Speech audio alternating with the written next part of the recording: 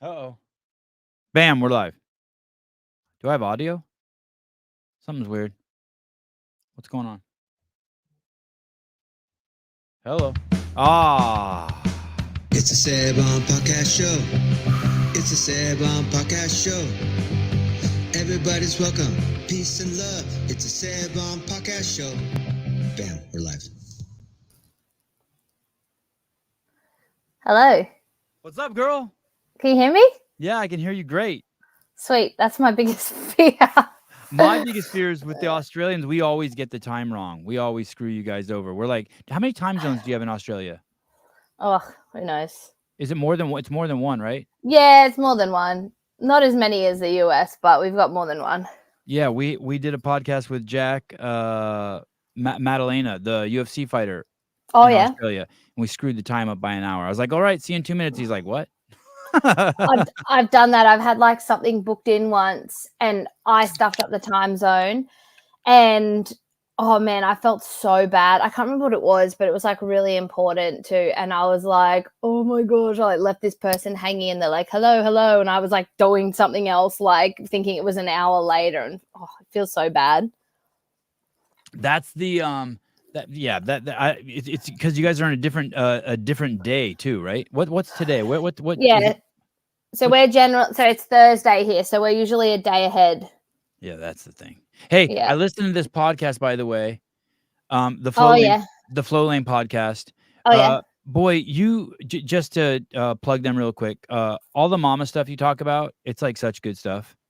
Oh, thanks. Yeah, relationships, challenges. But I just like how you always keep it in a positive light. Like, hey, these are challenges and they're fun and I'm up for them and I manage them and these are the tools I have and it's fun. And you just keep throwing like it's fun, enjoy it. Like there's never I never hear any bitching from you. And so it's cool. Oh, thank you. I just don't really see the point. There's no point whinging about it. I'm like, just change it or deal with it. They're the only two options. Otherwise, you live a miserable life. You're going back to the CrossFit Games. Going back. Yeah, a bit different, but yeah, I'm going back. Yeah, congratulations. In that podcast, I was surprised to hear that it was Maddie that kind of gave you the nudge. That really kind of blew me away for some reason. Yeah, I've said since the day I started CrossFit and competing, like I always get, especially from like sponsors and stuff, and like, are you going to compete or what? You know, they want to, and I'm like, I don't live life that way. Like I am just going to ride the wave, and if it feels right, it feels right. If it doesn't feel right, then it doesn't feel right, and I'm not going to do it. And I've just taken it year by year, and I was like, I said the same thing, like after my, you know, like you just don't know what you're going to get with each child, you know, and it's proven my two children are very different, very similar in ways and very different. And so like, you don't know what you're going to get. Like, you don't know what hand you're going to be dealt, you know, you're going to have some crazy birth that you need to recover from. Are you going to like have a sick child or get postpartum depression or I don't know, like anything could happen. And so I'm like, I just don't know what it's going to be like. And, you know, it's two kids, like one kid is one kid and then two kids is 10 kids. It's like, you know, and it just kind of gets more and more. So I'm like, I don't know. And then he said to me like, look, you know, he knows kind of how I operate and I do a lot of things and I like work pretty hard in like everything I do. And I put a lot of myself into my kids and my home and like everything. So he's like, you know, just you love what you do, you love working out, you know, why don't you just, he's like, I think you should do it just for like fun. And I was like, oh, I don't know. I said I'd never go team, you know, like I said, and he kind of like kept nudging me and I was sort of like, look, the only way I'll do it is if one, the people I'm doing it with are fun. I'm not doing it if it's anything less than a good time. Absolutely not. I was like, I'm not taking time away and doing all that kind of stuff if it's not fun. But then I also still wanted them to be good. So I'm like, you know, I don't want to just be like, oh, we don't care entirely.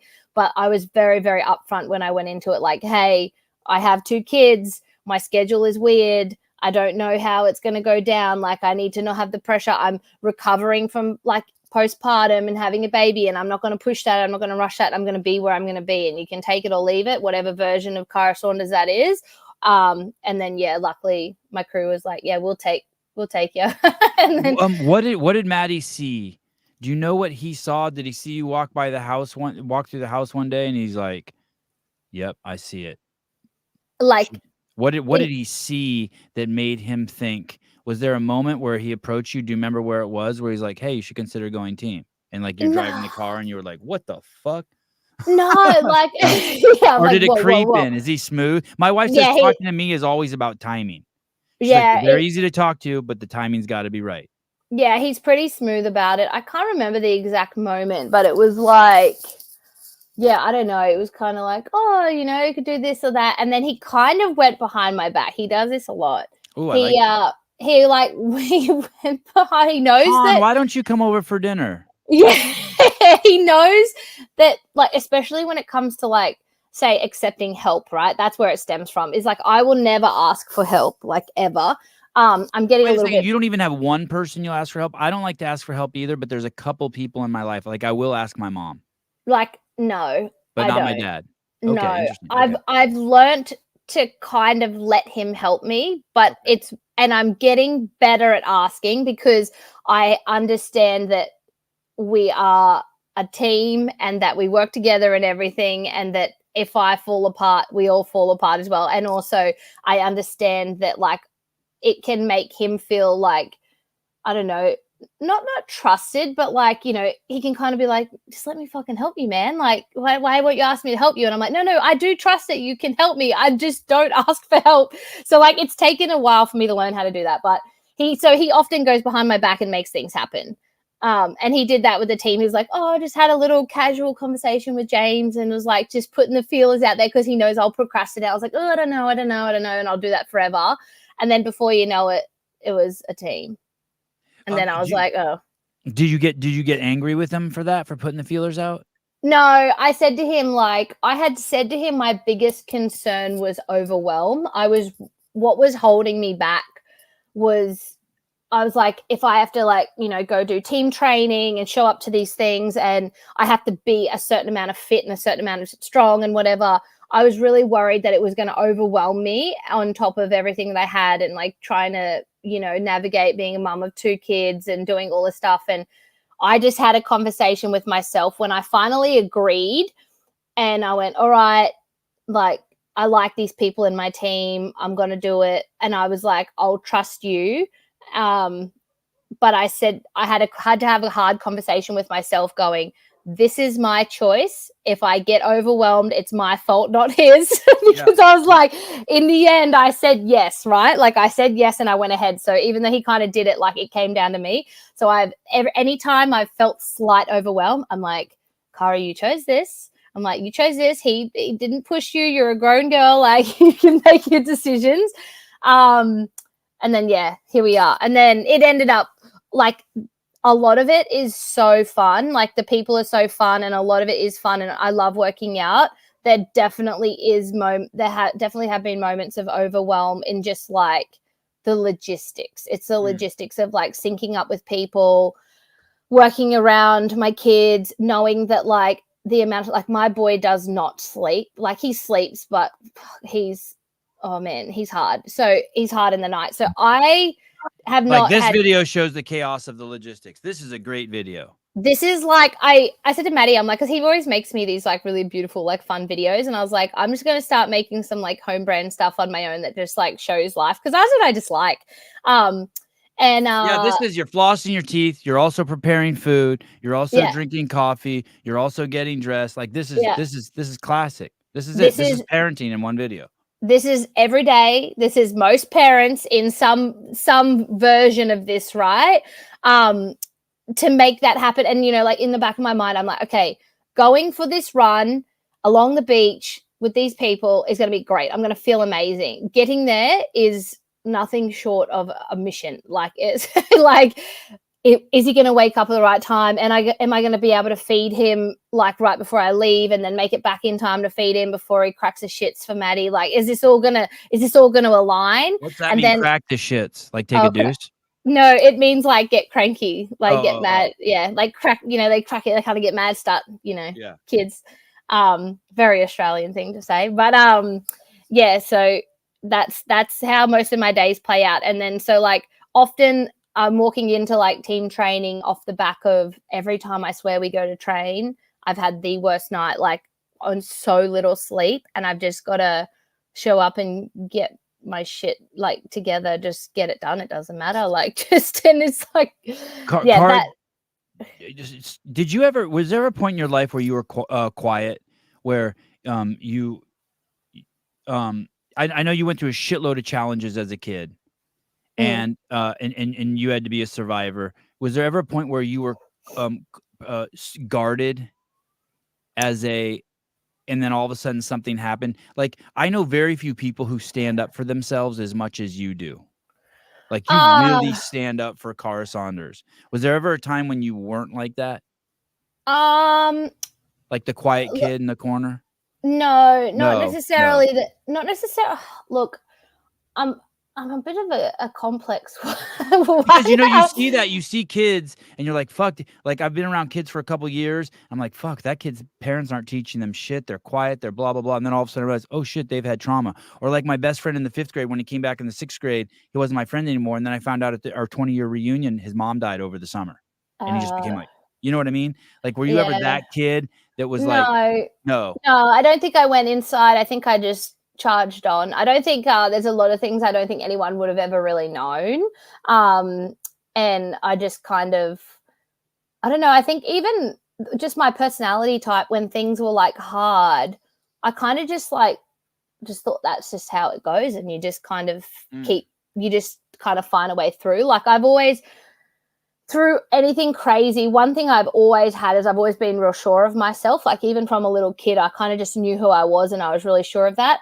Everyone around me always, and as the world does, it kind of will tell you otherwise. And I talk about this to Maddie a lot now as I'm older and I see it and understand it. Is I'm like, I've always been so like confident and sure of who I am, but then I would get confused because other people would tell me otherwise, and I'd be like, oh, that doesn't seem right. That doesn't make sense. So I'd be like, so I always had these like two worlds of like, oh, I could see that everyone else saw me like this, but I saw me like this. And so I just kind of, that's where I became quite like independent, would do my own thing and just kind of like follow my own lead. But I definitely wasn't like introverted about it. No. Like I never went inside. I think that was a good way. You see some kids will just go inside, something will happen and then they won't come out. No, you didn't manage your stress like that. No, I don't think so. No, I think I just kind of got a bit like naughty and a bit silly, like I just kind of, if anything, I kind of acted out a little bit more. Then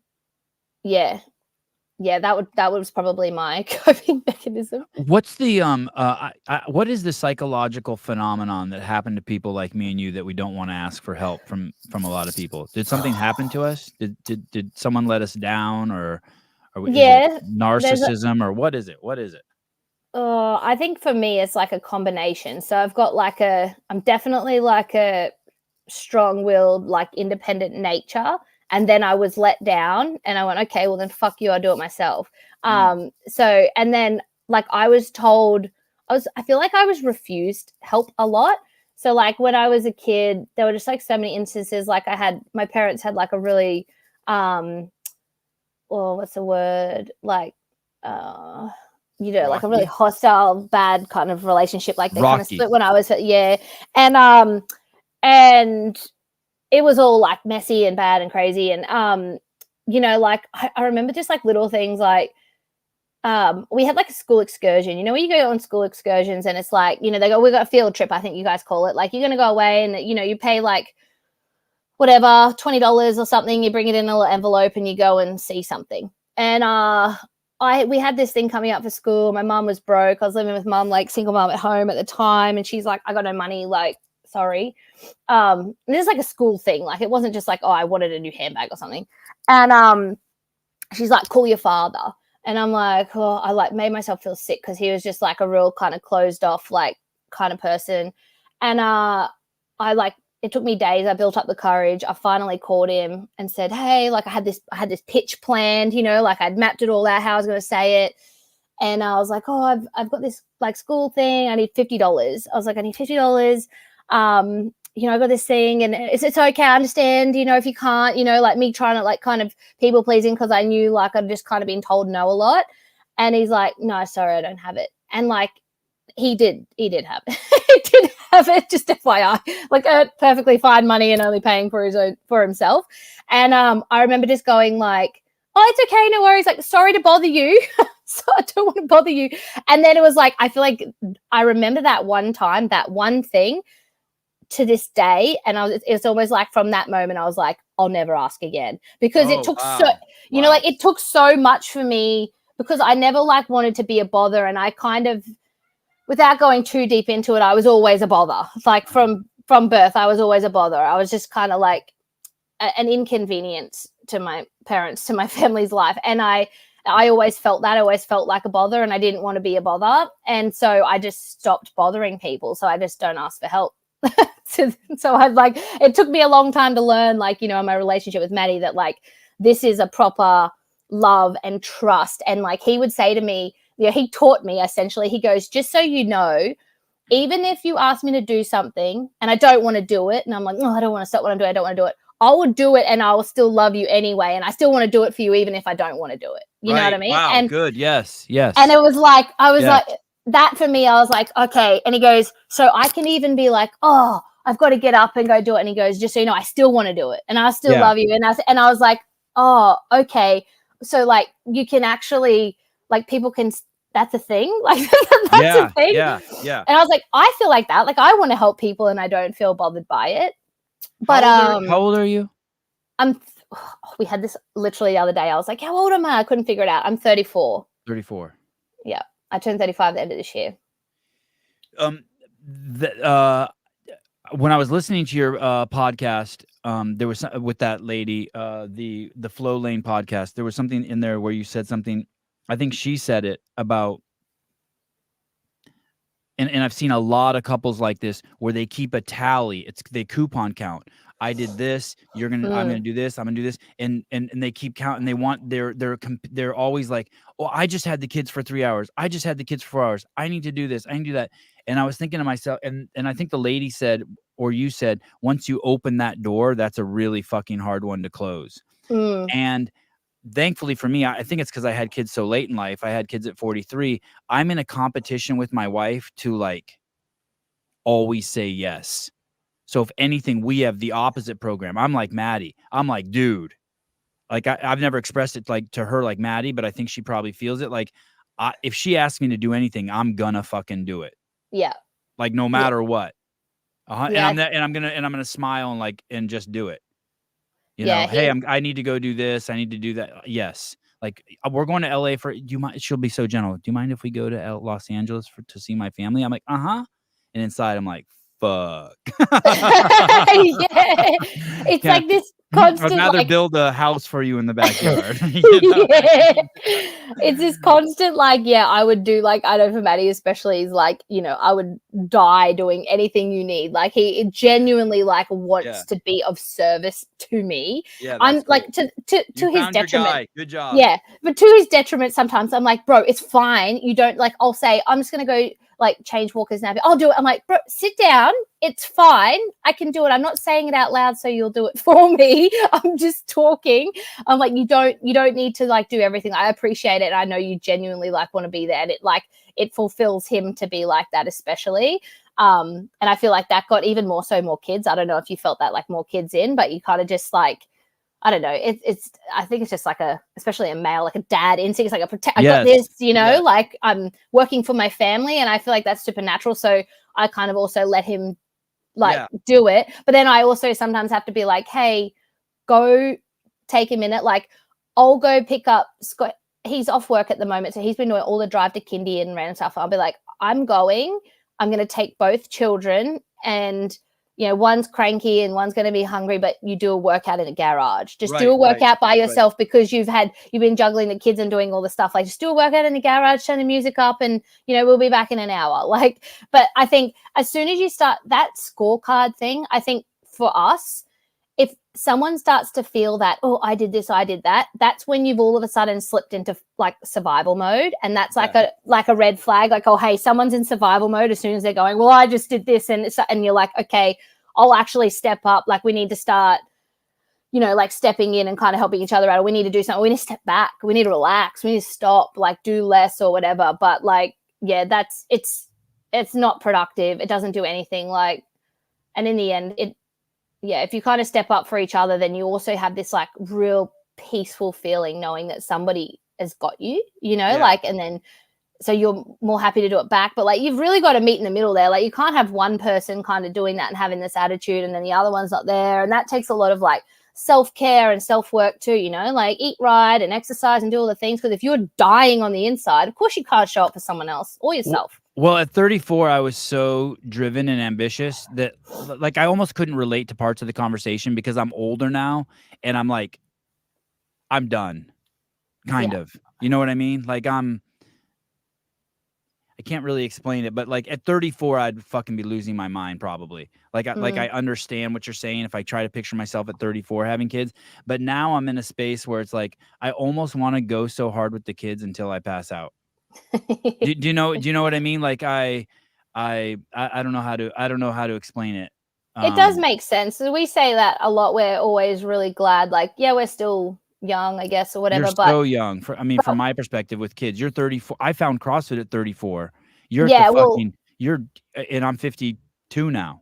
But I think too, it's like we were really satisfied with what we had done in our life already. Like, we partied hard when we were young. Like, we got that out of our system. Maddie had already been in the army, been deployed, been in the fire service. He'd worked with his dad. He'd like partied, done stuff with his traveled, done the things like I'd been competing and studied, and like we had done so much already that we'd got like a lot of stuff out of our system that we were like, yeah, we're kind of ready for this. Whereas like we talk about it sometimes, we're like, I feel like if we had met earlier, like maybe that wouldn't have been the story. Like maybe we wouldn't have even been ready for each other, But like, yeah, I think it just depends on the timeline of how your life has played out as to when you're ready. And that's so different for everyone. Like, some people have kids like even younger than we did, and then people are waiting a bit longer now. Like, I guess it depends on what you kind of want to tackle in your life, and you kind of wasn't as mature as you at 34, like not even close. Yeah, well, boys aren't really, are they? Yeah, I don't know, but I was a fucking ding dong. I still am a ding dong. When you get with your team and you say this to them, what you told me you said to them, like, hey, this is how I want to do it. Do they each tell you how they want to do it? Or are they just like, yes, Cara, because you are extremely alpha. And are you the team captain? Is there a team captain? Look, I think James is technically. I sense denial. You're like, look, you're already putting me in my place. Look, listen. I think James is technically registered as our team captain. We that's one thing we kind of like. It's sometimes a downfall is that we're all like too relaxed and too friendly with each other. Sometimes someone needs to step up. It's usually like I say, James, we kind of share the load depending on the situation. Like in a workout and with certain things, he will kind of step up. But yeah, like we had that we definitely did have that conversation. And say for instance, James has a lot on as well. He's similar to me in that he has like a lot of moving parts. He owns a business and he's doing a lot of that. He's very hands-on. He's like a hustler, man. Like, that dude can work. He goes hard on everything he touches. So he's got a lot on as well, but he still was in the same boat where he's like, I love working out. I love competing. It's so fun. Like he was like, I've got a certain amount to give as well. And I still have to do all of these other things, that can't stop. And then, yeah, we talked about to each person, like, and obviously even Em is in like a totally different category, but talking about like what she wanted and hoped to get out of this experience. She's 23. So she's the age I was pretty much when I competed for the first time. So yeah, that's really cool too. And she obviously has her own goals and what we're trying to help her achieve out of this season, because she's gone from indie rookie year into team, and then she'll probably go back into indie. So, there's a purpose behind this season for her as well, what that looks like. And then same for Khan, like he came off injuries and he's old like me. And then, like still loves what he's doing, but obviously he's doing everything. Who is the oldest on the team? Khan is older than me by like less than a month. Okay. So he's like it's about a month older than me. So yeah, he turns 35 in September. I'm 35 in October. And then James is a year younger than me, but his birthday's a day after mine. So we're all similar. I'm going to ask you a question, then I'm going to run and turn the generator off that just turned on behind my house. But this is the question, and then when we come back, we're going to answer it. The question is this. Yeah. You had these rules to take it chill and have fun. But has anyone already crossed the line as we get closer to the games and been like, yo, motherfucker, you're fucking slacking. And it's already crossed the line and you guys are going too hard. We'll be right back. Okay. There's no magic cure to getting you out of that mindset of focusing on how you look. But an affiliate is, in my opinion, by far the best place to help you with that shift. Before starting at the gym, I was somebody who just always wanted to be smaller, and I always wanted to look a certain way, and I was never satisfied with my body. All my goals were focused around, all of my exercise was how do I get as small as possible? And so I was super unhealthy. I wasn't eating and all sorts of stuff. Fortunately, when I had gotten really bad, Megan had me join here.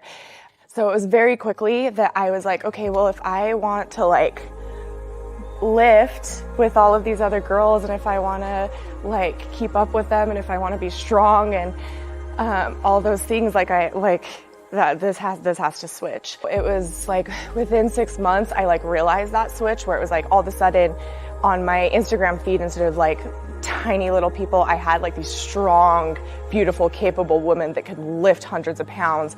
So this for me has been a whole mindset shift of I now appreciate my body for what it can do, not what it looks like. In here, we don't care what you look like as long as you're hitting what you want to achieve. Thank you. Yo. Hey, so has anyone crossed the line already? Is it have you already broken your own rules and you're dude, look, you can't be late. Khan, you can't be late. You're 10 minutes fucking late, dude. No, Khan said at one stage, might have been a couple of months ago, he was oh, I'm kind of going to tidy things up and, be a little bit more dedicated, tighten up in this kind of stint. It was after we qualified, I think, for the games. It was I'm going to kind of get a little bit tighter on things and eat well and do all the stuff. And I was yeah, cool, man. I'm already doing that, and I'm just going to keep surviving, doing what I'm doing. I'm already, doing all the right things anyway. I'm not going out partying. There's nothing to cut back on, and anything that I could improve, I can't control. So, but there's been no I think we honestly have such good, I don't know, we have really good communication that we could easily, we just kind of try and see where each other's at. And it's definitely comes from more of a supportive nature. If anyone's saying it, and no one's had a go at anyone. I don't know. Well, not that I know of anyway. We're all just kind of understand where each other's at, where our, mental weaknesses are, where we need support, where we need a little bit of love. And that's quite different for all four of us, really. But yeah, no one's. It's Con, James, Cara, and Emma. Yeah, Emily. Emily. And what's Emily's last name again? DeRoy. DeRoy, that's right. That's always right. Wow, what an experience for her, huh? Yeah. To be with these three old people. Yeah. Oh. I mean, you guys have so much experience. Yeah, we do have a lot of experience. And you know what? We still go all right for being old. I've said to Maddie a couple of times, I trained so little. I get worried a lot of time. I'm far out. I'm just training so much less than these guys. And that's just all I have to give. And it's all I am willing to give, because I'm not taking any more away from my children. I've got stuff to do. But I've realized, I showed up at semis and I was so where I'm I don't want to let everyone down, my volume and my fitness and everything. And I'm I've got old fitness now. I've been in this for so long that it's it would take a lot for me to lose a lot of what I have. Sure, I'm not quite where I was at peak. Keep in mind, I was at the top of the individual women for a long time. Not just to show up, I was at the top. So it, in that little crew, that small percentage that kind of sits up there consistently with a shot. And I'm not as good as that, but I'm not bad. And I'm just, to be honest, I focus more on, I can't train as much, and I don't want to beat myself into the ground the way that training for the games normally needs to. but like I focus on so many other things about like taking care of myself, like mentally, emotionally, physically, like how I eat, you know, all the things that I can control outside of that, yeah, my old fitness just kind of hangs in there. Like it's just part of who I am now, you know. Who's doing your programming? I do Mayhem still, but so like I'm just in there general. I don't have a specific coach or anything like that. I didn't want that. I didn't want anyone to have to be accountable to for or whatever. Like I just want to do me.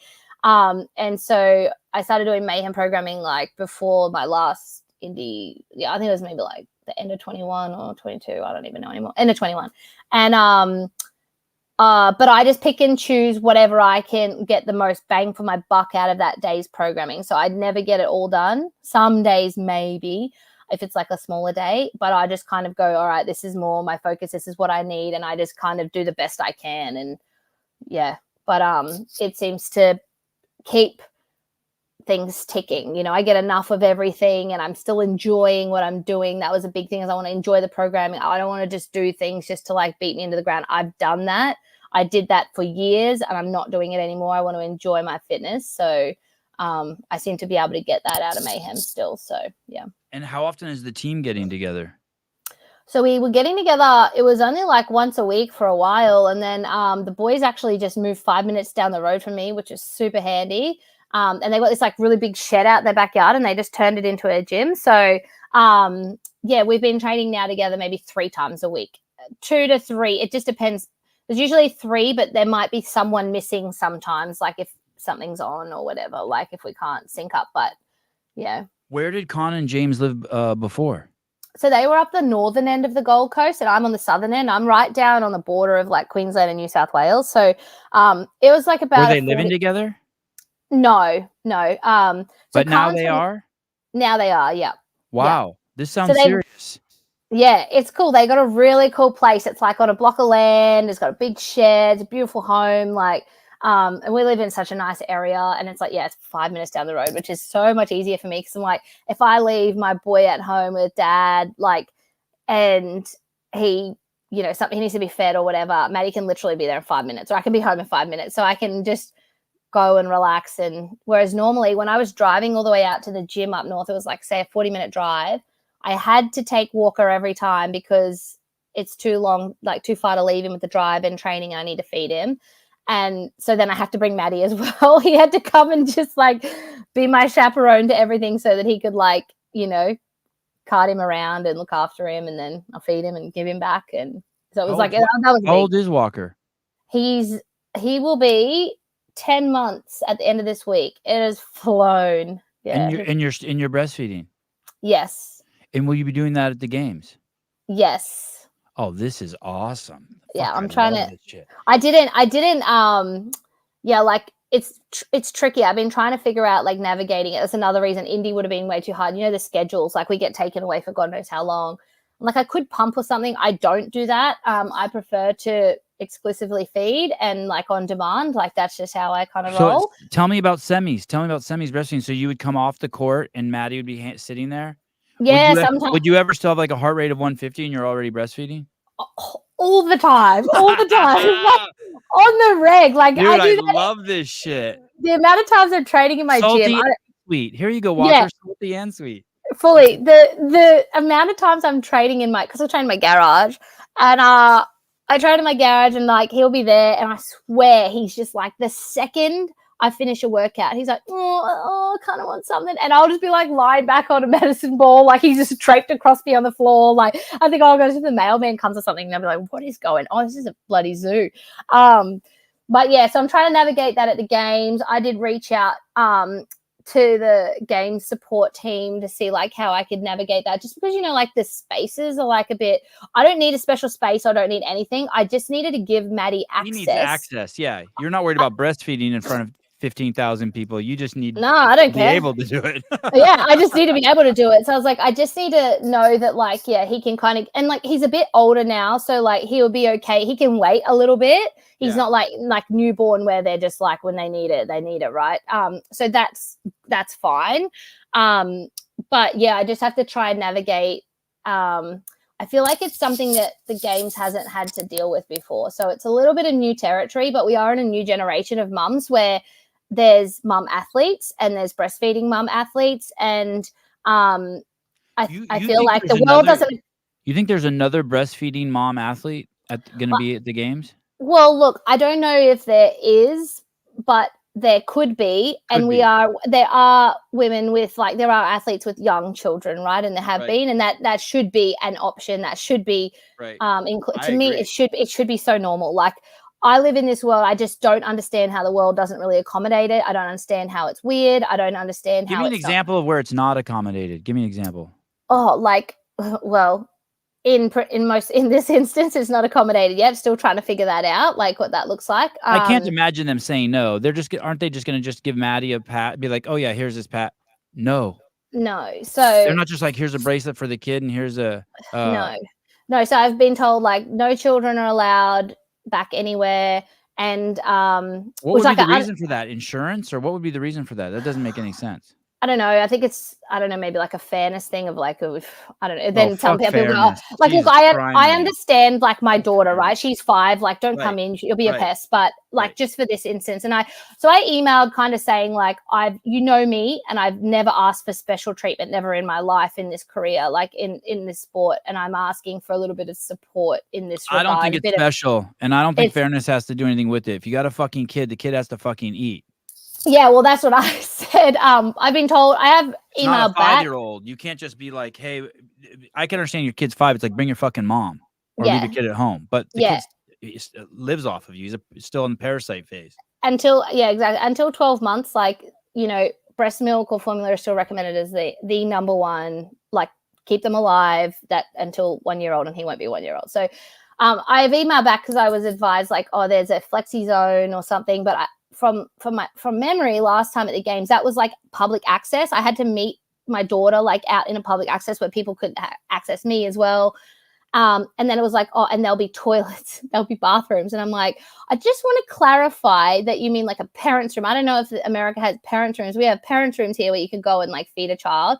I'm like, I'm not like, our bathrooms are not a place to feed children. Yeah, America. I was like, I'm not sitting on a toilet to breastfeed my child, am I? And I'm like, look, again, I don't need a special space. I will feed him anywhere. I don't need that. I just need someone to be able to get him to me. I feed him for 15 minutes, give him back, go on about my day, and I'm still figuring that out. So yeah, semis was much more relaxed. Obviously, it's like a little bit more local. I had the guys there was like a treatment area, you know, like where they do like you know, like how Rusty does, you know, they set up and massage. Yeah, massage and treatments and stuff. And they were like, they had lounges and everything in there. And I just go up and get Walker, like Maddie'd given to me, and I'd just go sit on the lounge and just get comfy and feed him and take him back. I don't see why you couldn't do it just in the athlete area.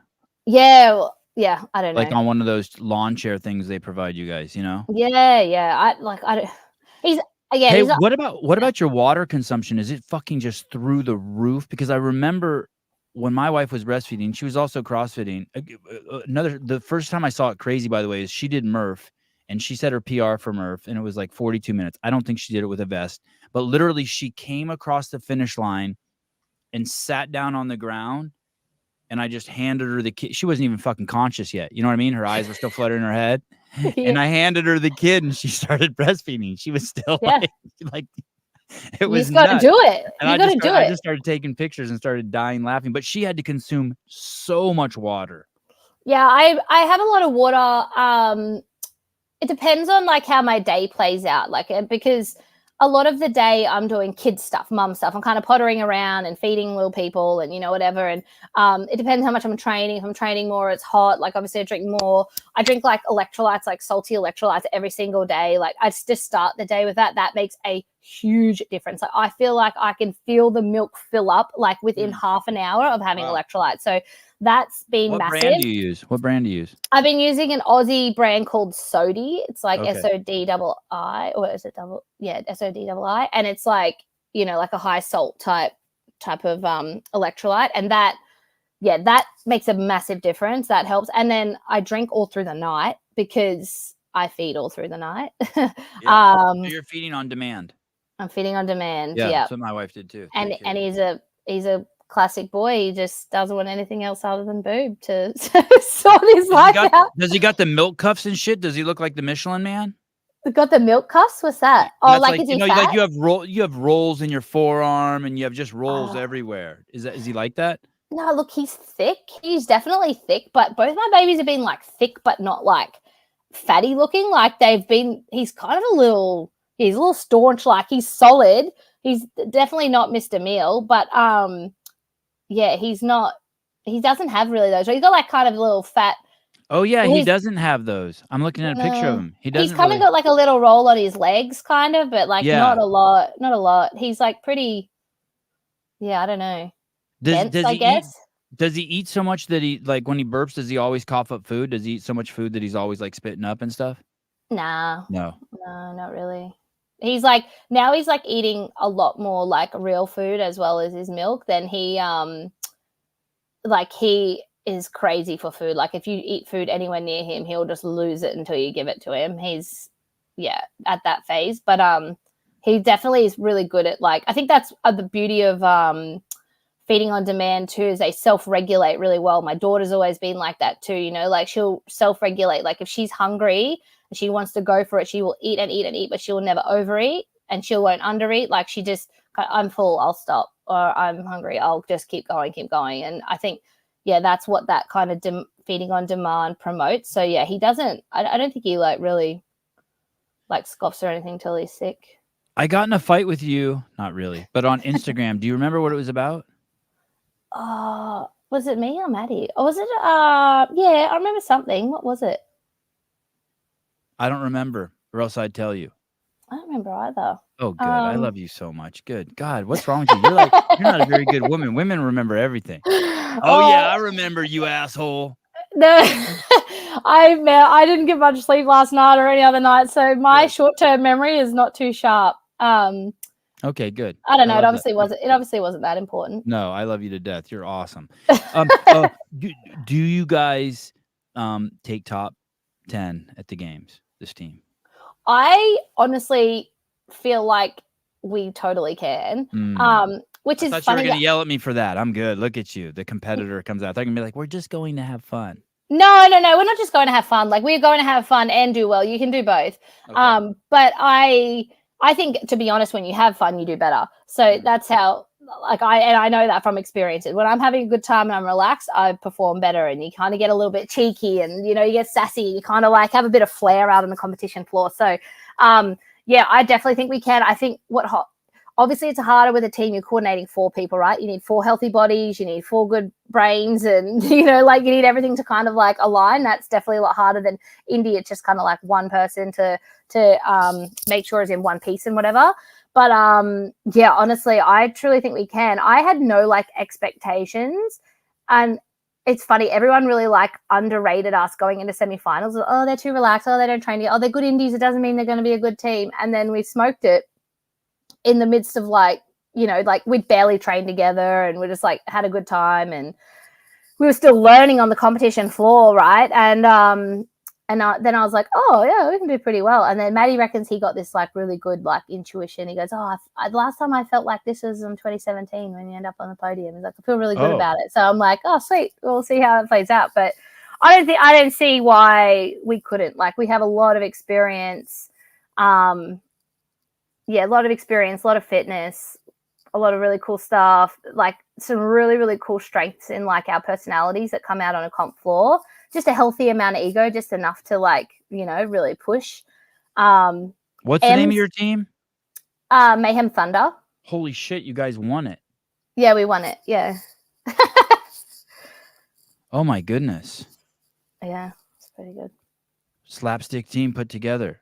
Yeah. Last minute. Pushed by Car's husband. Yeah. Holy cow. Oh. Did you have fun? Yeah, I had so much fun. It was so good. It was I don't know, when you I'm a competitor too, right? When I get out on the comp floor, I just don't feel anything. You just go and you just and then when you're with a team, it's all the excitement is bigger because it's times 4, you get to share it. And then when anything's hard, you split it. And you're oh, if I stuff something up, someone else is just going to help me out. Oh, if they stuff something out, I'll help them out. Plus I get rest. I've come from individual competition, never get rest. So that's nice. Hey, I'm so glad I had you on. I have so much trouble for some reason getting into team. You know what? I think I get intimidated by the fact that there's 4 people on each team, and I don't want to have to deal with like the investment. But I'm so Yeah. glad I had you on. It's going to make going to the game so much better. Oh, thanks. Yeah, you're awesome. When do you go? So my teammates leave on like next Monday, and then we leave like 10 days after that. So we leave a little bit later. It's like the 25th we get into the US. Okay, so you have time.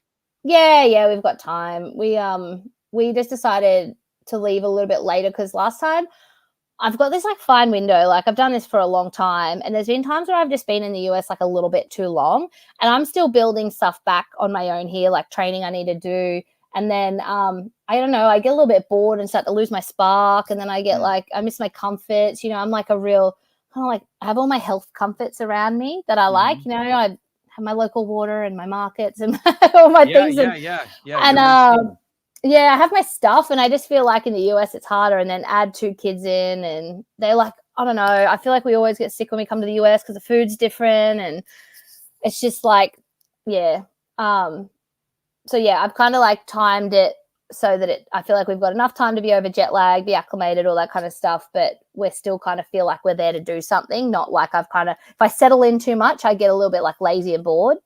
Yeah, and that's not great. So got to keep the fire alive. Well, thanks for coming on. Thanks for having me. And I'll see you in a couple weeks. Yeah, I'll see you there. Are you going to be floating around? Please say hi to Maddie. Yeah. Yeah, we'll do. Yeah, and say hi to Emily and Con and Mr. Newberry. Yeah. Yeah, we'll do. All right, dear. Thank you. Awesome. Thank you. Bye. Bye. Saunders. And now, laying flat on his back. I thought you forgot about me. Why? Did I not send you a link?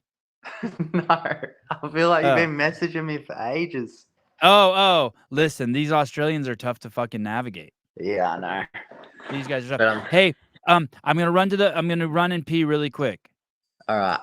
Okay, and we'll play a little affiliate commercial. Sweet. I'm Krista Pongwart. This is Tobias Pongwart.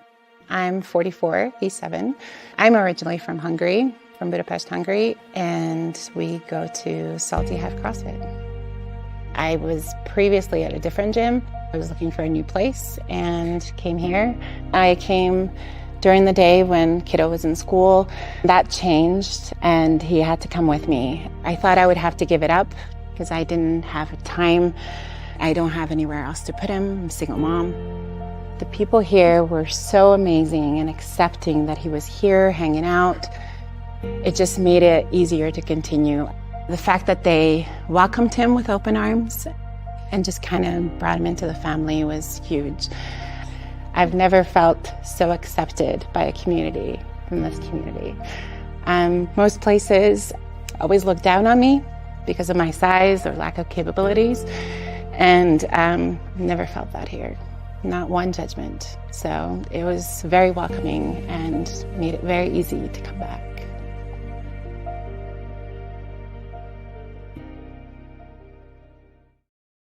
Yo, are you in the States? Yeah. And how long have you been here? I've been here like 6 days now. But you're not. I watched your podcast with Shane and Maddie. And what was the other gentleman's name? Nick. But you're not moving here. Nah, not just yet. Hey, you might have well have just said fuck no. You guys handled it nicely. Yeah, I know. But it was pretty much like, are you fucking crazy? We're from Australia. Are you out of your mind? You know how good we have it. Yeah, no, it's pretty good over there. But I mean, we'll see what happens. Like, you know, if some opportunities come up or we get some good results. I mean, they're courting you. I could tell they were flirting with you, Shane and Nick. They're courting you and Maddie. Yeah, it'd be cool, man. Like to be at this gym and this environment every day. Crazy. And you said you like country music, and when I heard that, I was like, oh shit. Do Australians listen to country music? Yeah, I feel like the last couple of years it's got pretty popular back home.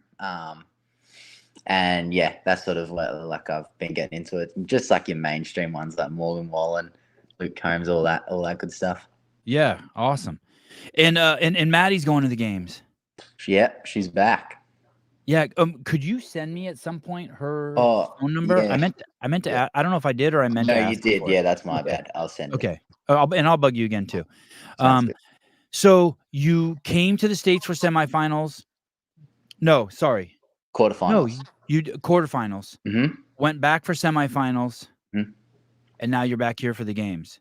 Now we're back. Yeah, that's right. And there were things that I noticed about you last year. Like you just seemed like you belonged. Like Mhm. I feel like when I first met you, you were just like kind of like holy shit. Like where did I like you were on a foreign planet. And then Yeah. last year I'm like holy fuck, Jay belongs. And then Yeah. this year, hearing you talk with Shane and Nick it's kind of crazy. Mm. Those small nuances of like saying like, hey, this is my goal. I can win the CrossFit Games. I can be the best in the world. And then saying it and then like putting that pressure on yourself to live up to your words. Mhm. And I started thinking about that. That has to be done at the right time in an athlete's career, right? Like I started thinking about it. It's okay that the pace you took, right? Like Yeah. a guy who's 21 years old and it's his first CrossFit Games doesn't need to say that to himself. Doesn't need to put that No. pressure on himself, right? Yeah. No, I agree. And what do you think clicks? What do you think that? How old are you again? You're 26, I'm 25. 25. Yeah. Yeah, I mean, it's I feel like it comes with experience too, right? Like exactly like the first couple of years that I made it, it was just going there to make it and collect my uniform, I guess, and then whatever happened happened. And I think coming into the games last year, switching up what I was doing, like I've said it a lot of times, like just in the preparation and all that good stuff. But it was sort of just like it was my 4th year, and I was like, I was sick of just collecting that uniform, so we had to change something up, and yeah, we got that better result, like sort of breakthrough, what everyone's been saying. And yeah, it was a huge confidence booster, and just made me realize that like I can do this shit for real, and here we are. Hopefully, we can make that extra jump. Did it seep over to your brother too? Your brother looks like he's taking it serious. Yeah, I mean, for my brother, it was his first year qualifying for a semi-final, so that was awesome for him. It motivated him a lot, and he had a lot of fun. Like as the days went on, you could see he'd get a bit more confident and stuff competing. But yeah, like he's told me a lot as well. Like what I do inspires him and all that good stuff too. So yeah. Jay, over 2 years, over the last 2 years, so both with it's kind of interesting. I was interviewing Rich, I don't remember when, and he said that the life I think he was kind of joking, but he said something like the life expectancy of a mayhem athlete is 3 years before I beat them down and they leave, right? Yeah. And he's basically said, yeah, the training there is the people have said the volume there is so fucking much that it just kind of weeds people out. Right. And then you've heard the criticism obviously around with Hopper and Mal O'Brien that the pressure being up at HWPO in Vermont is fucking so intense. And so now you have 2 of the best males in the world, and there is that like known there. Although for some people it's more joking at Mayhem, and it's kind of less joking at HWPO, but it's probably the same. Yeah. And then the same thing about we've heard the last 2 years. There's been rumblings that holy shit, if you go to Proven, the fucking volume is fucking insane. But in your interview with Nick and Shane and Maddie, that was one of the things you just volunteered up. They're like, "Hey, what's happened?" And you're like, "Hey, I needed to do more volume." Yeah. And Yeah. so why is and you're also known to be an impeccable mover. Maybe more volume since you are an impeccable mover, more volume is, you're less likely for injury. But can you explain that to me? Like, why more volume for you? And by the way, Um. good sign, because it seems like all the best who've ever done in the world are doing insane volume.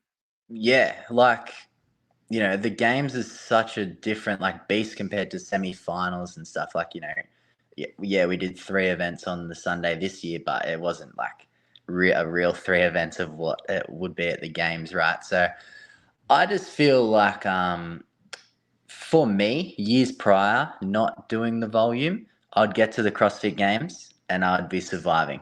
Like I had nothing other than just like going almost through the motions and getting the work done. Where comparing it to last year, I got to the CrossFit Games and I was like, this is what it's supposed to feel like. Like I can attack, I can take all these guys on, you know. So yeah, that's the biggest difference. And you would credit that to the extra training, the more training. Well, and being around someone like Tia, I'm guessing. Oh, 100%. And Shane, like his knowledge is second to none. He's the best. So yeah, like I was saying it, like we're training way harder than the games. Like I said to Maddie yesterday, I'm like, what we did today, way harder than the games. Oh, and Maddie's been to the games 4 times She has, yeah. as an individual. Yep. And she's been to some really hard games. Yes. Yeah, she's definitely, yeah. I think she was 2016 to 2019, yeah. And what is her how is she adapting to the extra volume? Is she loving it? Yeah, no, she's going pretty well through it, like just like us all, I suppose. But yeah, like training's hard at the moment. Training's really hard. Yeah. Part of me wants to be like, hey, if you have the chance to train with Tia or with Matt or with Rich and the volume's too much for you, then basically you're just not going to be a champion. You just weren't cut out to be a champion. Like, especially like when I think of like people leaving Matt, I'm like, or having to, you know, get space. I think, well, that dude fucking cracked the code. And Tia they cracked the code. Yeah. Yeah, I mean, that's my theory behind it too. Like, and I've done it for, a bit over a year now and going off results from the games and then Rogue and all that stuff. Like, it's not like it's not working. Like, I've made big jumps. So, yeah, what I'm doing is working and, I ain't going to stop. Be honest with me about this. Yeah. Shane was kind of gloating about Maddie, about how she's she's pretty far into her career, right? I mean, she's young still, but she's been doing this a long time, right? Yeah. And she's starting to set PRs. Does that, are you like significantly happier now that she's like growing too? Are you like, were there a time when you're like, yo, you can't be in the training room, you're fucking holding me back? And then now you're like, yeah, you inspire me. No, it's never really been like that. Like I've always like thought it's really like, I'd say I've been really proud of her for, you know, those 4 years of not making it and still staying with it. Yeah. It's pretty crazy. I don't know if I would be in the same spot that she's in right now. So she made it 4 years and then she hasn't been there for 4 years and now she's going back. Correct. Yeah. Holy shit. So I feel like a lot of people probably would have given it up, you know? So that's like pretty. I bet you no one's ever done that. Yeah. It'd be interesting to know if someone has, but yeah, I don't think so. What I've heard, but So you're inspired by her. You are inspired by it. Yeah, 100%. And like just for her to like, you know, like for me, the it's almost like since we've been together, the 4 years that I've made it, she hasn't made it, but she's all like from say semi-finals, she was sort of just drop her disappointment because I was celebrating, you know what I mean? Right. So yeah, that would have been pretty tough. And then she just jumped straight into like games training and with me. But at least this year she's games training for her. Do you like it better now that she's in this phase with you too? Yeah, it's cool. Like, I mean, I jokingly say like, cause she's helped me so much. I suppose backstage at the games, let's say. So that's going to be a little bit different, but yeah, of course, this is the best case scenario. So you won't be like, hey, Maddie, can you bring me my water? Probably still. Still Maddie, when you're done with this event, bring me my water. Hurry up. Yeah. But I'll try to be good. We'll have She's on her 75th thruster, and you're yelling at her, "Where's my water?" Yeah, but no. Did you take my electrolytes? But no, we'll have other people to fill those gaps. Third place in the Worldwide Open. Yeah, that was pretty crazy, eh? Crazy, dude. Yeah, and then even just to like that whole last week of the Open was crazy because I got to do the announcement and stuff. Yeah, tell me about that. That was some last minute shit, right? That was some pretty weird shit. Yeah, How does that unfold? So that trip was, we were always planning to obviously come over for quarterfinals and get like a good training camp in before then. And we were like, heard little bits and pieces like it was going to be in Nashville. So we were like, love watching Open announcements. So we'll be in there, like be there in person. That would be pretty cool to see how it all goes down. The grand opening of the kind of the proven gym. Welcome to the CrossFit Yep. community. Look at this is Tia's new place, and bam, there's Tia doing the Open. Exactly, yeah. And then we landed sort of like the Monday night before it all gets announced Thursday here. Yeah. And then, Monday night, we met up with like all these guys and they're like, you're in. I was like, sweet. I couldn't say no to that. So I heard little bits and pieces like, with T's injury and stuff, and it could get like all changed up. But yeah, like pretty much as soon as I landed, we went out for dinner. They told me that. And I just had to adapt quickly, get some good night's sleep, and then rip it.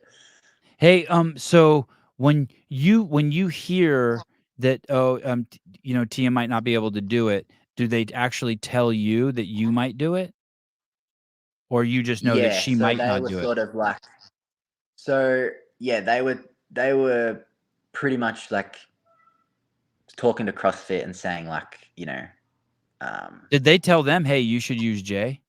yeah, like they said, Oh, good. if they're gonna, they said Jay's gonna be here because I think they didn't know that when they were trying to plead my case, I guess, and then they were just sort of saying what games athletes were going to be there, and then obviously Roman's pretty close to Nashville as well, so they made it happen. Damn. And what does that do? Like, do you put on like 1,000 Instagram followers that night? Like, what happens that night? Do you remember any of that?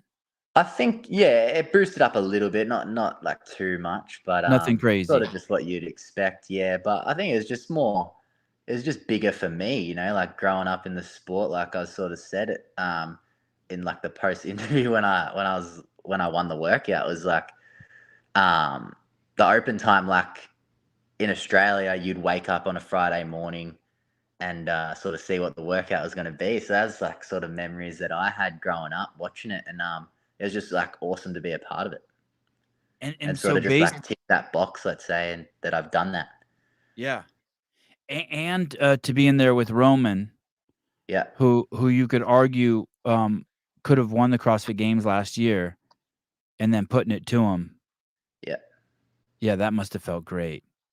yeah. I mean, it was just like, it was a pretty good workout for me. Like even because Rich was there, and we were like warming up, and he's like, "Oh, this is a good one for you," and I was like, "Yeah, it probably is actually."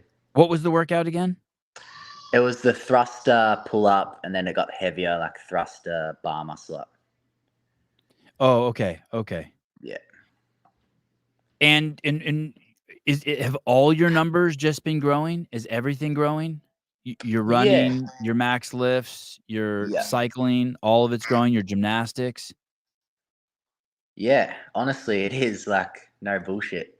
We're still climbing, so that's a good No sign. trade-offs. You haven't had to like give up some of your running for some strength or nothing. Nah. So you're chomping at the bit right now. Pretty much. I'm having fun. Are you in contact with the other Aussie boys with Bailey and Ricky?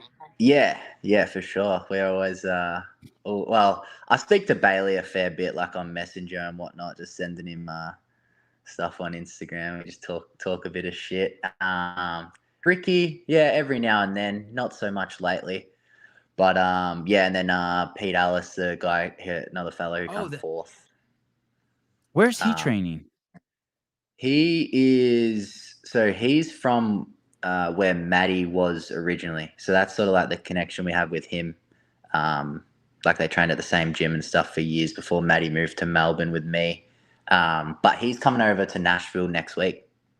Is he a proven athlete? He jumped on their programming, from after semifinals. Wow, so this is good for you. Yeah, Bailey's now there, Pete's there, Maddie's there. It's almost like it's feeling like home. yeah, big time.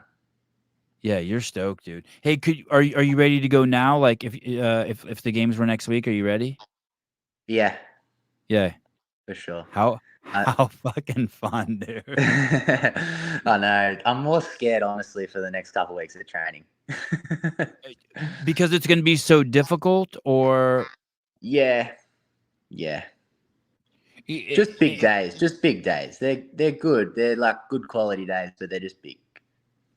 can you actually see them? Is there a calendar and you can be like, "Oh fuck, next Thursday looks crazy," or do they just Nah, surprise it on you in the morning? just days ahead. Yeah, so it'll come up like the morning of, which is Wild. good because man, it'd be overwhelming. I just need to look at it like piece by piece at this stage. What's it look like? What time are you starting? What time are you finishing? We're usually starting around like 9:30, and depends on how big of a lunch break and all the shit talking been. I don't know. Like the last 2 days, we went swimming last night. Finished at like 7:30, and today was Holy like shit. today. But that was like driving to the pool and all that good stuff. Today it was like a bit better, like 5. Wow, so those really are long days. You actually leave the house and then don't come back. Well, You're putting in full days. I mean, obviously you're not training the whole time. You have to yeah, eat and like rest, but exactly. you You need to leave the have house rest, and like don't come back? yeah. Wow, crazy. Where do you stay when you're there? We're at Tara and Shane's. Oh, wow. So Yeah. wow, you really are just in the thick of it. Do you guys have your own space, or are you guys getting sick of each other? Yeah, no, we got our own space. It's pretty good. Damn, dude, you're living a good ass life. Yeah, they look after us here. Yeah, that's awesome. So when you go, who and you're at the games, who will be your guide? Do you have a guy that's like your guy, and who is that?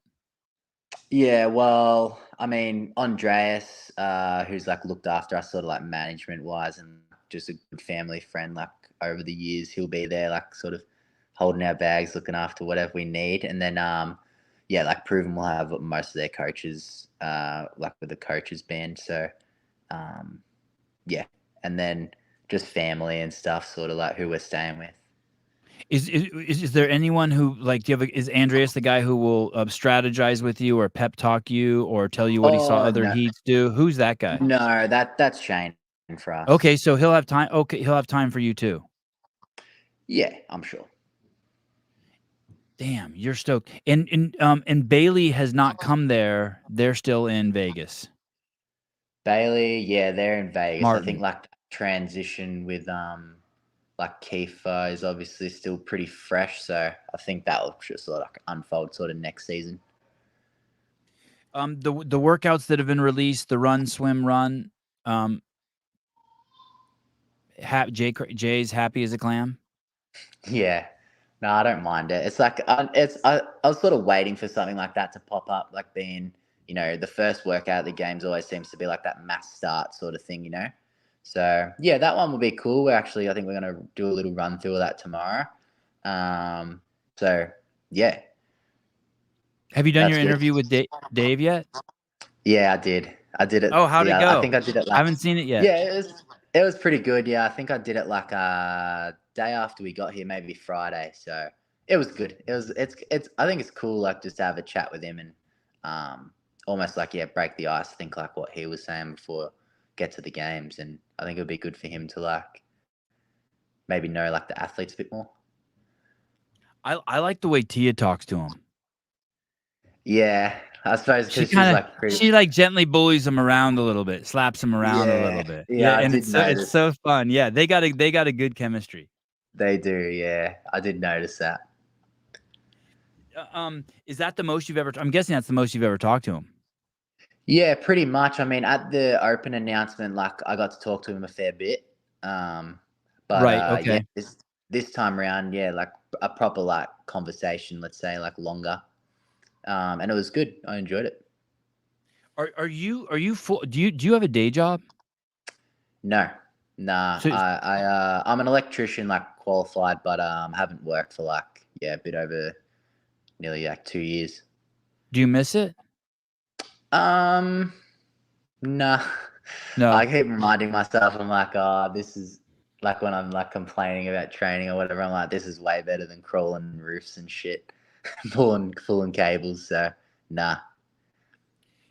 Is it just like I would imagine? Is it like you have this job and it makes, let's say, $10, and that's what you live on, and then you're trained for the games, and you get your first sponsorship and it's no money, it's just like free pair of socks, and then your next sponsorship is $5, and then you're like, oh shit, I'm halfway to that $10 I need to stay alive, and then all Yeah, of a sudden another sponsor comes along, it's another five, and you're like, oh shit, yeah, and then you have to make a leap, right? yeah. I mean, I People feel think that like that's so fun, but I bet you that's scary as shit. it is. Yeah, it is pretty scary. Like it depends on like sort of what deals you're getting. Like for me, the last 4 years, like with Reebok, have been like 2 year deals. So that's like a little bit of, I don't know, like a little bit of like a comfort thing. Like, So it's a multi-year deal, so you get some comfort, like a little cushion.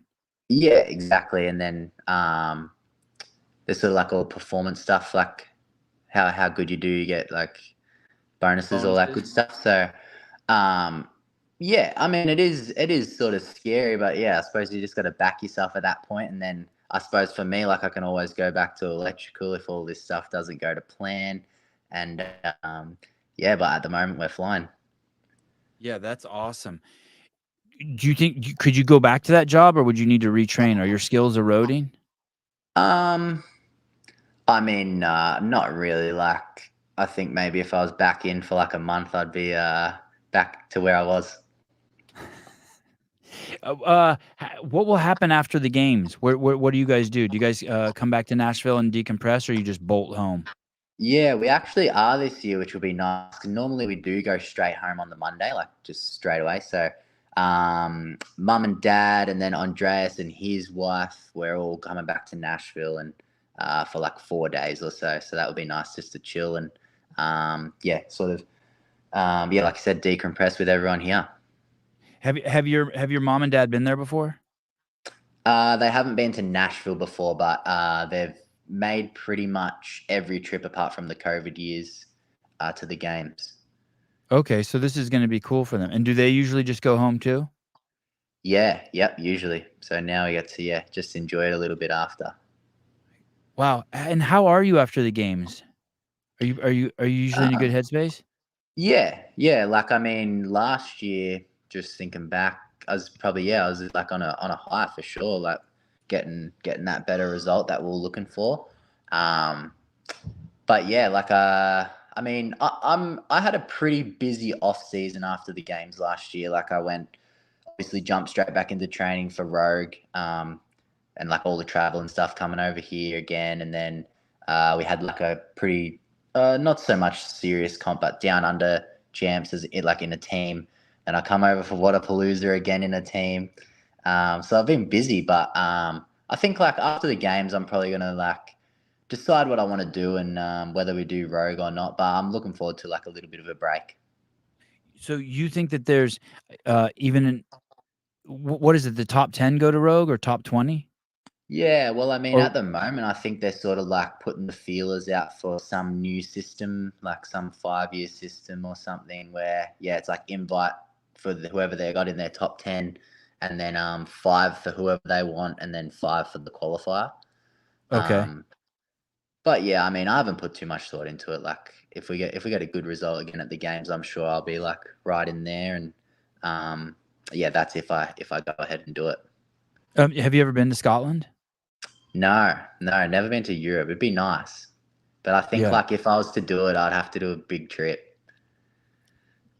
So what I'm hearing is that it was a lot of competitions last year. That if you do that, you probably won't do three in the. So you did three big ones in the off season. You probably won't do three. Yeah.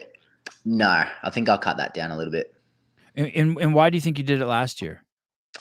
Um, I think just opportunities coming up. Like I'd never done Rogue before, so I was always keen to do Rogue and test that out. Down under being so close, and then I was just in a team with like the Aussie, like couple Aussie boys. That was appealing because it's fun. And then Wadapalooza was like GoWad team with Justin and Willie Georges. So I thought that was cool, and we ended up winning. Cool. So that was a good choice to jump on over there. Yeah, I mean, maybe just things popping up, and I was like pretty like again riding that high, but yeah, I mean, we'll see what happens. Hey, I'm sensing that you think that you know that you're going to surprise some people this year. Yeah, I mean, they shouldn't be surprised. They shouldn't be surprised. I mean, you've just been getting better and better. Yeah, maybe you have me convinced. Yeah, I mean, maybe not surprised, but yeah, I mean, I'm just looking to like make jumps. I've put in like a lot of work. So what place did you take last year at the games? 8th. Yeah, it's interesting. I don't hear your name a lot. Yeah, I mean, it's 8th, right? Like, I think of like other sports and stuff that I watch, like, not really focused on the 8th guy, really. You're not, but I'll hear like 10 fucking names. You know what I mean? Yeah. Like, look, hey, what do you think about, like, let me ask you this. This is a little bit of a pivot. What do you think about Yanikoski not making it? Are you like scratching your head? Like, what the fuck happened there? Yeah, that was a bit of a shock to me, to be honest. And yeah, sad for Yona because I like him. I get along with him pretty well. But I want to start asking people who's going to do better at the games this year, Jay or Yona, and people will be like, Yona will do better, but he's not even going. You know what I mean? It'd be one of those questions. Yeah, but that was a shock because he won the Open, then won quarters too. That was crazy. I don't know if he had something going on with him or he was sick or, you know, we don't really know the whole story. But yeah, you'd hope he's all good, but shame to see him not make it. Will you do better than 8 this year? Yeah, that's the plan, man. I mean, I like what I say. I think I said it a lot. Like, I try not to focus too much on the result because, like, in the moment, you're just like, oh, if you're not getting it, like, you sort of put like the bad vibe in your head. So I just go in there, have fun, and if I'm having fun, I feel like I'm a pretty dangerous competitor. So that's definitely a plan to better 8. But in the moment, I ain't gonna be focusing on it too much. Hey, is it weird at the games because like a 15th place is still fucking good? Like, is that like hard to like? Do you have to like constantly remind yourself of that? Oh shit! Like, I mean, even a 20th. Yeah. Like, if you have one event that's a 20th, I mean, it's like, yeah. But it must feel like a death blow when you're out there. Yeah, sometimes, but yeah, like if you can have like an event that's not worse than a 20th, like the whole weekend, you'll be in a pretty good spot. And that's sort of like what happened to me last year. I don't think I really had any worse event finishes than that. Do you like the cuts? Yeah, I don't think like it's sort of been like that for what now, like 3 or 4 years. So, and I have been on the other side of it, but it wasn't even a thought to me last year, to be honest. Yeah, that's awesome. You just see to like yeah, hope that you're in a like pretty comfy spot come that Saturday morning and don't need to think about it. Hey, dude, I think you're gonna do fucking amazing. Thanks man. for coming on. Yeah, I love having you on. You're awesome. You know who I had on the other day and the connection was fucked was Jay De La Maddalena. Oh yeah, Jack De La Maddalena. Oh, Jack. Sorry, Jack. Yeah, Jay. Yeah, I had Jack on, and I wanted to ask him about you, but like 30 minutes through the interview, I'm like, "Fuck this! The connection's so bad, I'm out." Oh, that's a shame. Yeah, we got a training session in with him before Rogue actually. I think it was like a couple days before I went to Rogue last year. Yeah, have you seen him again since? I haven't seen him again since, nah. Because he lives in Perth. Did you see his fight? Did you see his fight? Yeah, I watch all his stuff. I'm a fan. And he fucking broke his arm in like the first round and kept going. Yeah, he's a savage, eh? He's crazy. Yeah, and even just to like see, Yeah, and just to see it, like that level in person is crazy. Well, dude, cool. I'm gonna bug you for Maddie's number. Yep. Thanks for coming on, and I'll see you in a couple Yeah. weeks. Thanks for sharing all these details. Appreciate you, dude. Yeah, man. Thanks for having me on. I love chatting to you. All right, talk to you soon. See you, dude. Bye. Ciao. Jay Crouch. Called Jack J. Jesus, Sevi. The first 30,000 subscribers are the most difficult. Oh. When Jay wins the game, Sevon will be the top analyst. I've been on the dude's jock for a long time. I just like the way he looks. And he's cool. He was so quiet the first time I interviewed him. Now he just rock and rolls. It's cool that his parents are coming out and they're going back to Nashville. He's probably so proud. He's training with the fittest fucking human being who ever's walked planet Earth. He's been embraced and loved by Tia in the Proving Camp. I mean, dude, what? There's nothing better. He's in a great spot. All he has to do is go out there. He knows he just has to have fun. I need to look at this. I need to look at this list real quick. You know who else I think is going to be a huge problem this year? Like a huge problem is Bailey Martin. I think he is extremely like pretty crazy confident for a second year dude. And Yolana, inviting Rob Forte on with him for the first, so there was conversation. Yeah, exactly. Can you bring your chaperone? Let me see who's gonna beat Jay here. Bjorgvin, no. Anol, no. Yella, no. Luca, no. Lazar, I guess Lazar's a problem. James Spriggs is a problem. Let me digit. But I don't think he beats Jay Crouch. Oh, James is a fucking problem, dude. The problem is that some of these guys are so fucking high right now. James and Jay, like you could just feel Jay's fucking high as a kite. And when you talk to James, he is too. They're feeling it. Patrick Vellner, he's always a threat. That's 3. Ricky, he's always a problem. Can't wait to talk to Ricky. Brent Fikowski, I think he beats Brent. Bailey Martin, man, he's going to be a problem. Justin Medeiros, that's a 5. Roman, that's 6. Oh, boy. Oh, my God. Dallin Pepper, that's 7. Holy shit. Who did he beat last year?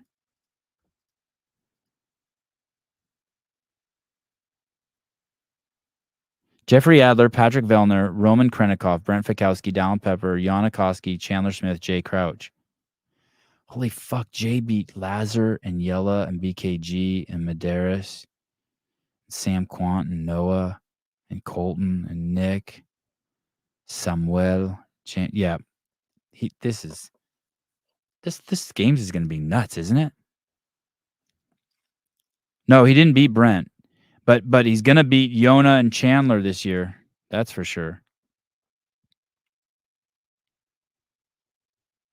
So that would automatically put him in 6th. I think Yellow Host is going to do better too. I think Lazar is going to do better. Oh, I got to get Lazar on. I need to fucking invite Lazar on. What the fuck am I doing? I need Maddie and Lazar. I'm so disorganized this year. I'm taking it chill too.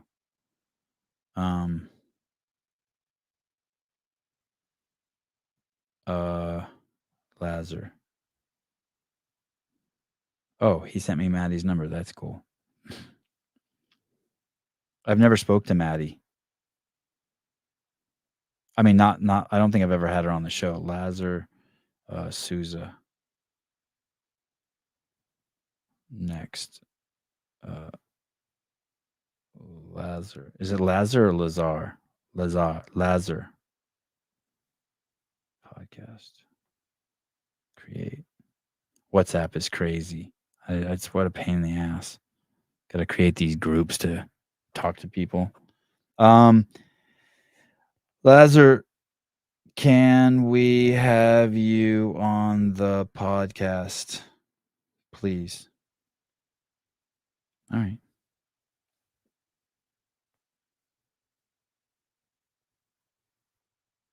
Jesus. Someone just sent me a nasty text.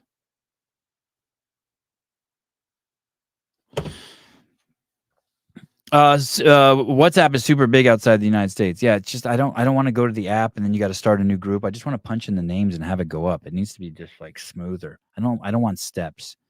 Ian Arsvold. I dropped in at PRVN HQ back in March. I didn't talk to them because I didn't want to bother them. But Jay and Maddie walked in and they just looked so happy. Cool vibes from a distance. Oh, that's cool. Better boobs than Beth. Wow. Heidi, I would just order BPC 157 TB 500 combo from CA Peptides and inject on the site. Oh, what do you have?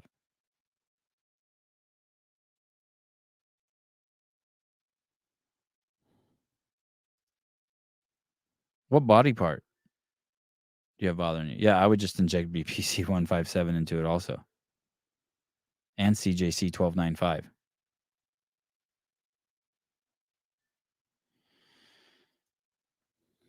Sevi longs to be embraced by Tia. No, I don't. Honestly.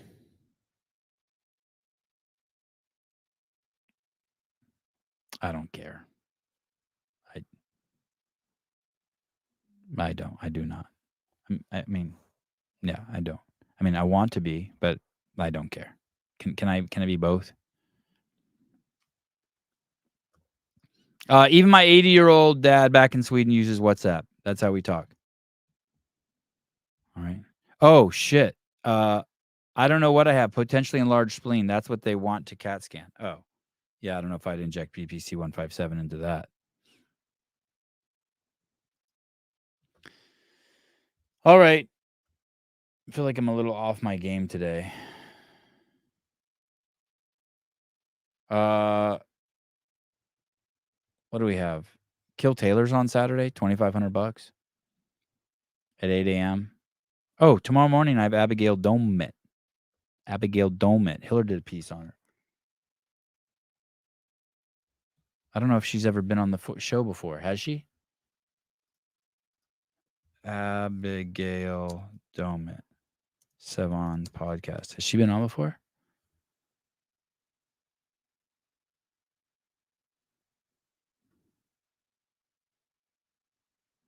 Welcome to. Oh, yeah. She was on 12 months ago.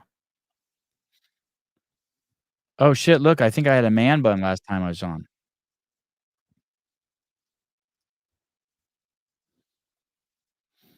Yeah, it's like the cereal bowl of America. That's where Kellogg's was founded. Oh, okay. So you have stoplights. Oh shit! Look at Caleb, back in his old house before the Shadican. All right.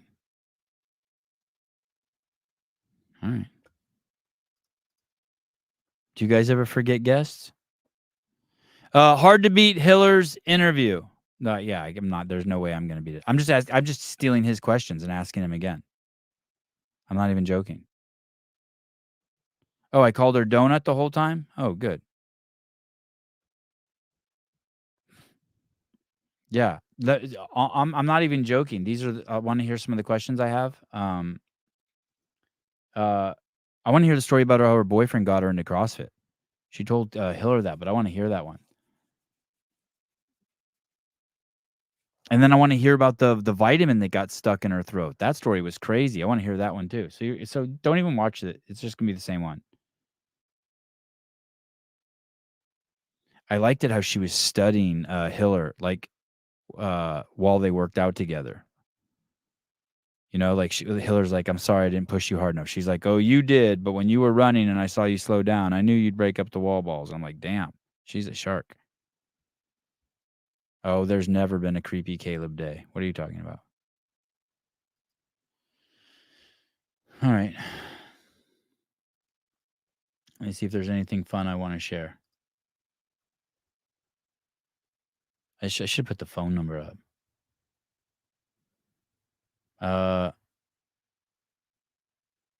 Did you guys see the man who nutted on the woman? Did you guys that one's been making it around Instagram? You think that's even real? Oh, did you see Stephen Colbert? played a Instagram clip from Suze's Instagram on the Colbert Show. Is that crazy? And you can see Suze's @ handle.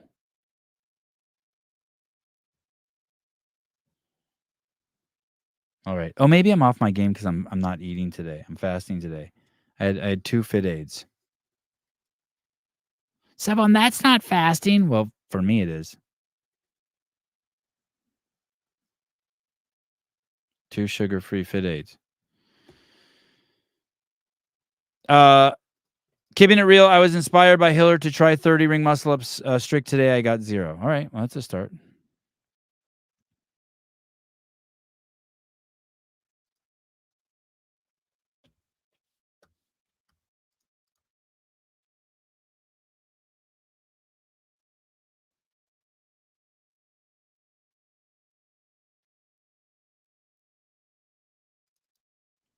Oh shit!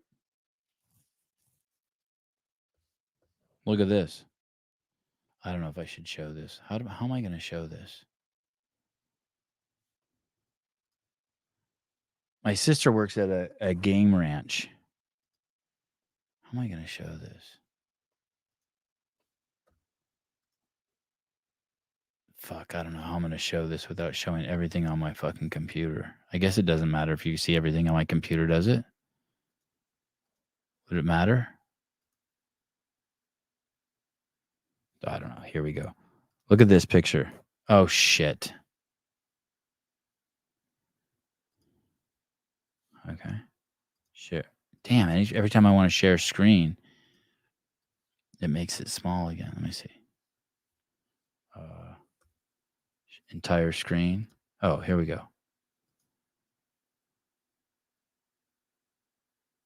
So my sister sent me this, and she said, do you have any friends that hunt that might be interested in entering our raffle?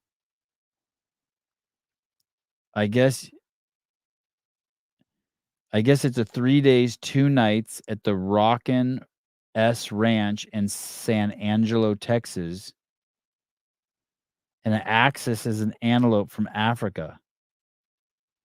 Or you could go after a black buck.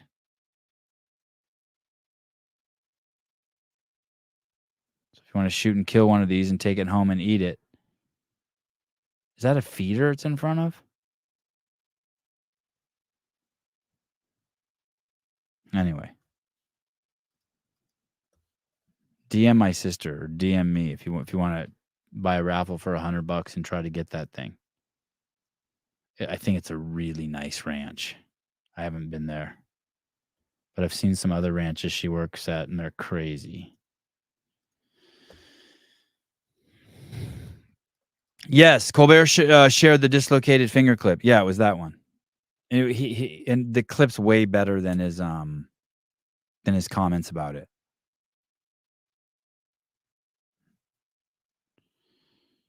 All right. See you guys tomorrow morning with Abigail Domit. I'm trying to think if there's anything else I want to share.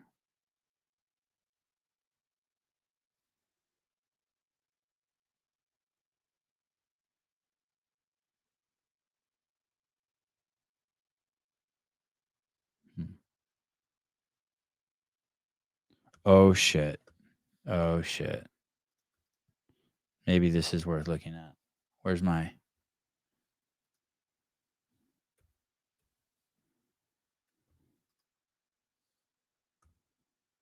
How do I get Google Chrome back up? What the fuck happened to my computer? Ever since I shared the screen, something's gone sideways. Hello? Hello?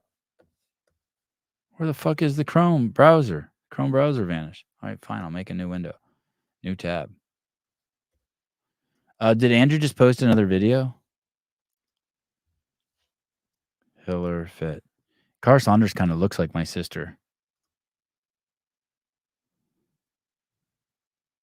No, he didn't.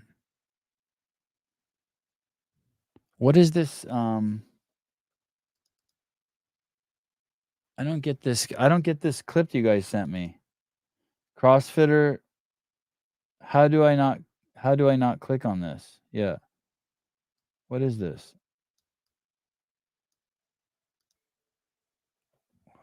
What is this?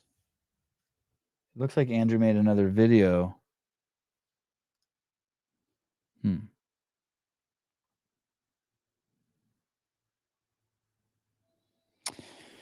Another behind the scenes got released today from behind the paywall.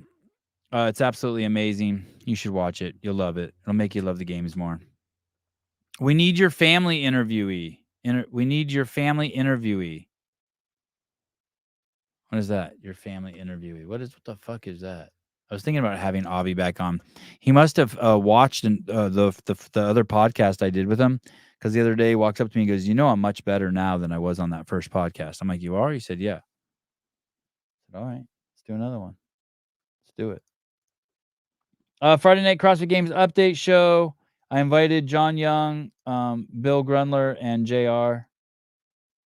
Let's see who shows up. Hopefully all of them. Bill's tough to get. Bill's a hot commodity. Let me see. Someone already gave it a thumbs up. John Young will be there. Has anyone watched this John Young on the Has anyone watched John Young on the WOD Prep show? Do you guys know about that show? Look at this. Look at WOD Prep. It's WOD Prep YouTube. I haven't seen it yet, but he does this other. He's moonlighting over here with these guys. How do I go to their videos? No, live. Do they go live? Oh yeah, they go live. Look at these dudes. How the fuck do these dudes have 1,200 views? Who the fuck are these guys? Anyway,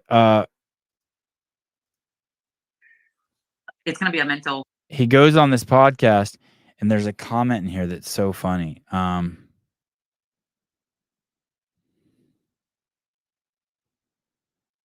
It's like, oh, look at, it's like they don't even like John's our John, but other people who've never seen him before just trip on him. Nothing against either host, but they are like nails and chalkboard together. Not a good combo. Nothing against you as a commentator, but you don't. Oh, then John writes, nothing against you as a commenter, but you don't have to watch. Then someone says, I had to stop and won't again. And then this dude writes,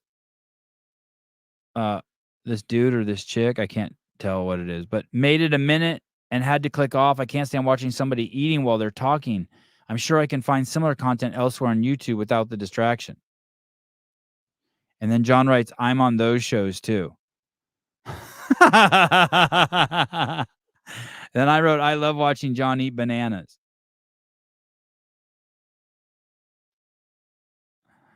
Oh my goodness. John Young, you are good with Sevon and crew. No chemistry in this format. I give that a thumbs up. But I don't know. I haven't even seen the show, so I don't know. Maybe it's good. Maybe it's not good. I mean, fuck, the dude has 180,000 fucking subscribers. By golly gee. Anyway, I love when there's John Young drama.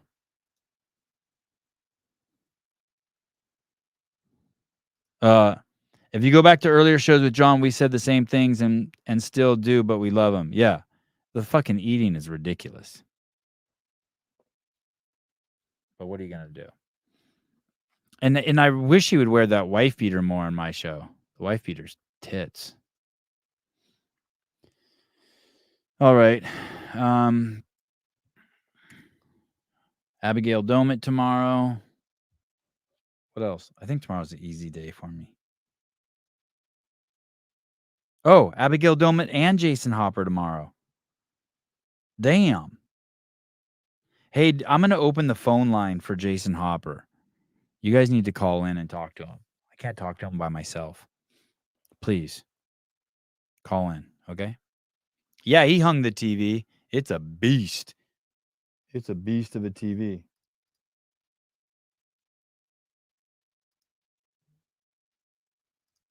I wanted to tell Cara how great her body was, but I forgot to. Damn it.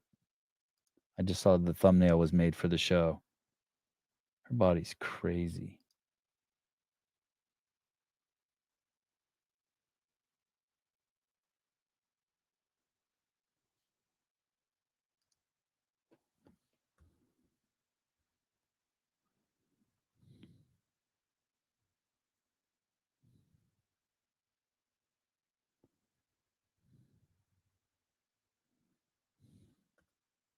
Hunter McIntyre. Look at this. Partner squats. Damn.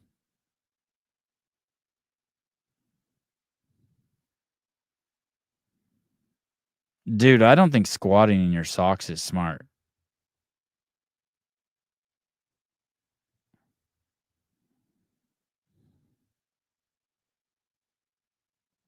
Have to have a talk with him about that.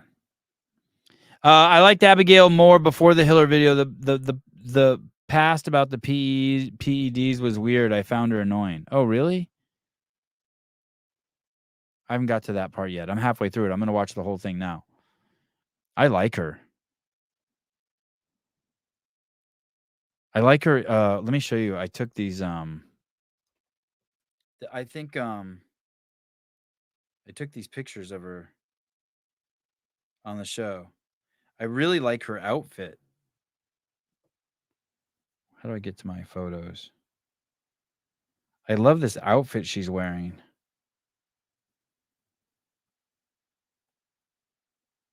Where is it? I kind of didn't get a very good picture. I don't know if you see, but this black top with these like tan pants. Like this is, I wonder who makes that gear. I was going to ask her. That top's dope. My wife would look amazing in that. Dude, she's awesome. I'm a sucker for hot chicks. Uh-oh. Bernie with some insightful comments. Jesus Christ. Sevon, it's difficult when you have two guests scheduled like tonight. You had such great chemistry with Kara, but then it seems like you had to cut it abruptly because Jay was waiting. Oh, yeah, that's a good point. I know. I could have done Kara for another 45 minutes. I know. I hear you. I hear you. But Bernie, my friend Travis Bajan told me one time that there's no such thing as a perfect vacation. There's only two kinds of vacations. They're either too long or too short. And so you always want one that's a little too short. And I was like, okay. Yeah, but you're right. That wasn't you're still right though. That wasn't thinking clearly. Like I could do a 3-hour podcast with her.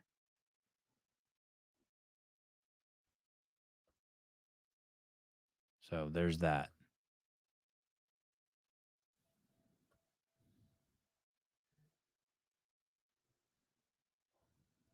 I think Jeffrey Birchfield, I think Miss Fusile and Abigail Doman have the same clothing sponsor. Oh, I should have Fusile back on. That's who else I should have back on. I'm curious how she's processing. Have I had her on since the Fusile? Rebecca. Would we like to have you back on the podcast? What about Caroline Stanley? I DM'd her. Caroline. Wait. I've been logged out of my Instagram? That's not good. What the fuck? Uh-oh. Is my Instagram down again? Did I lose my Instagram again? No. There I am. Caroline Stanley. Oh, yeah. I follow her. I messaged her. Oh, let's do it. Oh, okay. I text her. Please. I wonder if she texts me back and I fucking lost it in the fucking chaos. There's my wife. Good afternoon. I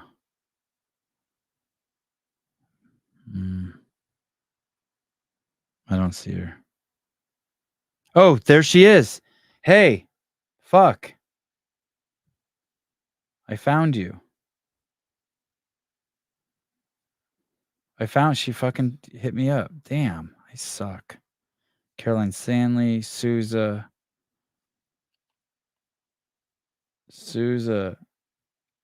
can we get Caroline scheduled?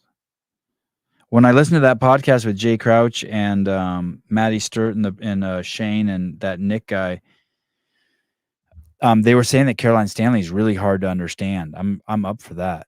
Like, she got a really strong accent. Oh, I thought Fusile and Fee would be on demo team. Oh, that would have been good. What about Trista Smith, since she's been on the demo team?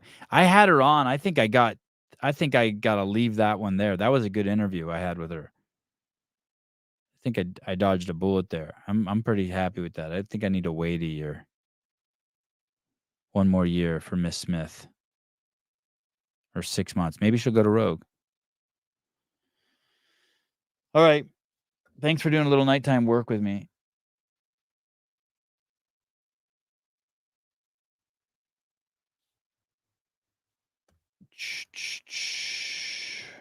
All right. I'll see you guys in the morning. Abigail Domit, Jason Hopper. Don't forget, you guys got to call in tomorrow with Jason Hopper. Oh, she has a southern accent. Oh, I thought maybe it was Australian or something. Okay. You're welcome, Carla. Oh, we could be related. Be the attractive version of me. Sevon, no more the boys tangents that people hate it. I know, but I got it. Sorry. Jenny LeBaugh might be an interesting guest. She's an OG CrossFitter. Look at you. Blast from the past. Christine Young. Truth, Kenneth. Oh, stop. Last night, the fucking characters there were 5 dudes just eating each other's assholes. And then they all got pink eye. It was fucking ridiculous. I know. Well, bye. Bye to you too, fat